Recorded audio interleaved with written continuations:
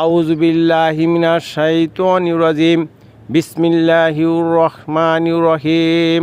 আল্লাহ পাক রব্বুল আলামিন কুরআনুল কারীমে ইরশাদ করেন, আইযা ক্বালা মুসা লিকওমিহি ইয়া কওমি ইন্নিকুম যালামতু আনফুসাকুম বিত্তিখাযিকুমুল ইজলা ফাতুবু ইলা বারিকুম ফাকতুলু আনফুসাকুম যালিকুম খায়রুল লাকুম ইনদা রাব্বিকুম ফাতাবা আলাইকুম ইন্নাহু হুয়াত তাওয়াবুর রহিম।